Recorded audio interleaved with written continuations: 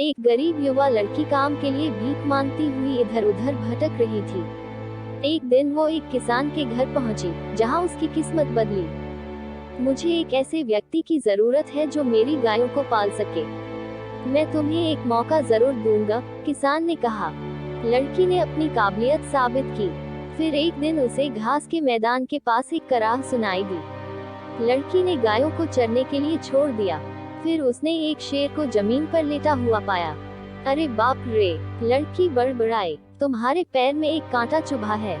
जरा चुप बैठो, मैं उसे बाहर निकाल दूंगी। लड़की ने कांटा निकल दिया। उसके बाद शेर ने अपनी बड़ी खुरदरी जीभ से लड़की का हाथ चाटा। लड़की ने अपने रुमाल से शेर के पंजे पर पट्टी बांधी। लड़की घास के मैदान में लौट कर आई, पर गायें वहां से गायब थीं। घंटों खोजने के बाद भी वे उसे नहीं मिली। फिर उसने किसान को जाकर सच्चाई बताई। तुम गायों का पूरा झुंड कैसे खो सकती हो?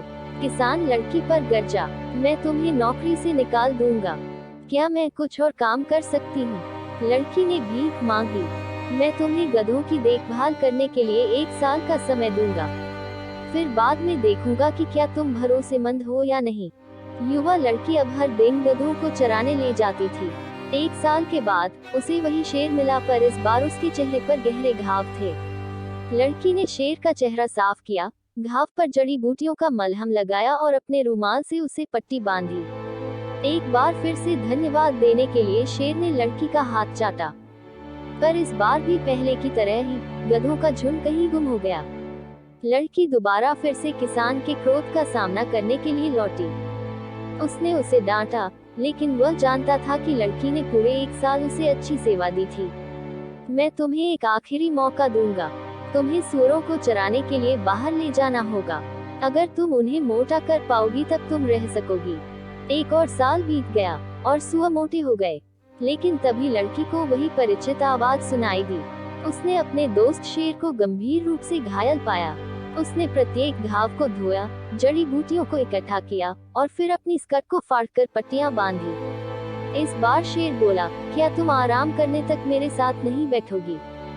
मैं माफी चाहती हूँ, लेकिन मुझे जाना होगा और किसान के सूअरों को देखना होगा, उसने कहा।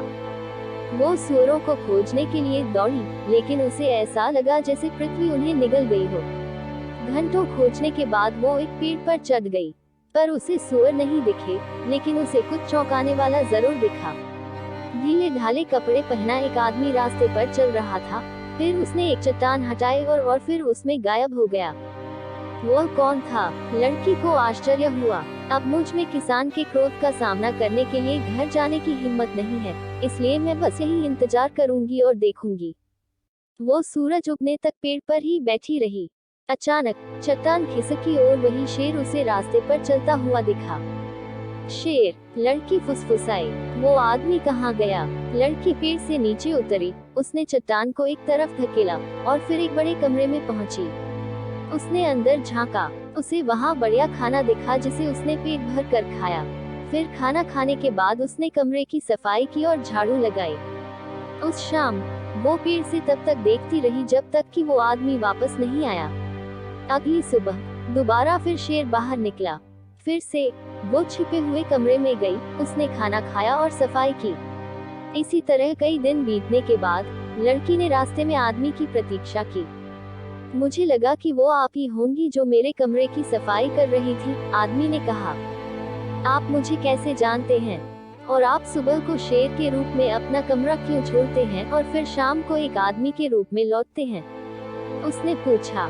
एक राक्षस इस बात से नाराज था कि मैं एक राजकुमार था जिसे लोग बहुत प्यार करते थे। दिन में मैं शेर बन जाता हूँ जिसकी आपने कई बार मदद की, उस आदमी ने समझाया। उस राक्षस ने बदला लेने के लिए ही आपके जानवरों को चुराया। उसके जादू टोने को तोड़ने के लिए उसे राजकुमारी के बालों से बना एक कोट देना होगा। ठीक है, मैं शहर जाऊंगी और आज शहर में काम खोजूंगी। मुझे राजकुमारी के बालों की एक लत जरूर मिल जाएगी, लड़की ने वादा किया। अगले दिन उसने अपने बालों को सावधानी से बनाया और फिर महल के पास जाकर चिल्लाई, क्या कोई मुझे काम पर रखेगा? राजकुमारी की एक दासी ने उसे सुना। तुम क्या काम कर सकती हो? उसने पूछा।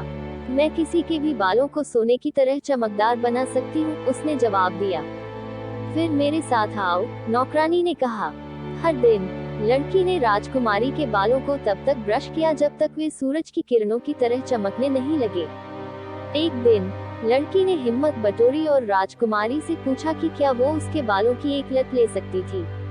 राजकुमारी ने पहले तो मना किया, लेकिन जब लड़की ने बहुत भीख मांगी तब उसने उसे दे दिया। तुम मेरे बालों की एक लड़ी ले सकती हो, राजकुमारी ने कहा, पर तुम्हें मुझे खुश करने के लिए एक सुंदर राजकुमार ढूंढना होगा। लड़की सहमत हो गई। फिर उसने बालों की एक लड़ी काटी और उसे एक कोट में बुना जो रेशम की तरह चमकने लगा। फिर वो उसे गरीब शेर वाले आदमी के पास लेकर गई, जिसने उसे राक्षस को खोजने का रास्ता बताया। जब राक्षस ने लड़की को पहाड़ पर चढ़ते हुए सुना, तो वो एक हाथ में अपनी तलवार और दूसरे हाथ में एक गदा लेकर भागा हुआ आया। रुको, मैं तुम्हारे लिए एक कोट लाई हूँ, लड़की ने कहा, लेकिन कोट बहुत छोटा था और राक्षस ने उसे नीचे फेंक दिया। मुझे माफ करें, मैं फिर से कोशिश करूंगी, उसने वादा किया। अगली सुबह लड़की ने राजकुमारी से बड़ी आरज़ू मिन्नत करके उसके बालों की एक और लड़ी ली। फिर लड़की ने एक बड़ा कोट बनाया और दोबारा पहाड़ पर लौटी। इस बार राक्षस को कोट फिट आया और उसने लड़की को इनाम देने की पेशकश की। कृपया उस शेर वाले आदमी पर से जादू टोना हटाओ, उसने भीख मांगी। राक्षस ने उत्तर दिया, उसके लिए तुम्हें शेर को मारना होगा, फिर उसे जलाकर उसकी राख पानी में फेंकनी होगी, तब तुम्हें राजकुमार मिलेगा। आदमी को ये सब बताते समय लड़की रोने लगी। जैसा उसने कहा है तुम वैसा ही करो, मुझ पर भरोसा रखो, आदमी ने कहा। अगली सुबह लड़की ने शेर को मार डाला। जब उसने पानी में राख डाली तब पानी में से एक सुंदर युवा राजकुमार बाहर आया।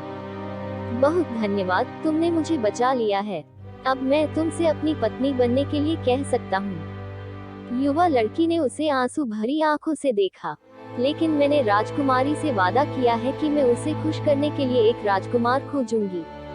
राजकुमार ने जवाब दिया, डरने की कोई बात नहीं है। तुम देखो, मैं राजा का बेटा हूँ। वो राजकुमारी मेरी बहन है। चलो, अब हम महल में चलें। अपने भाई से मिलकर राजकुमारी बहुत खुशी हुई। राजा, रानी और राजकुमारी सभी राजकुमार की वापसी से बेहद खुश हुए। राजा ने युवा लड़की के प्रति अपनी कृतज्ञता व्यक्त करते हुए शादी के लिए सहमति दी और फिर पूरे शहर ने जश्न मनाया।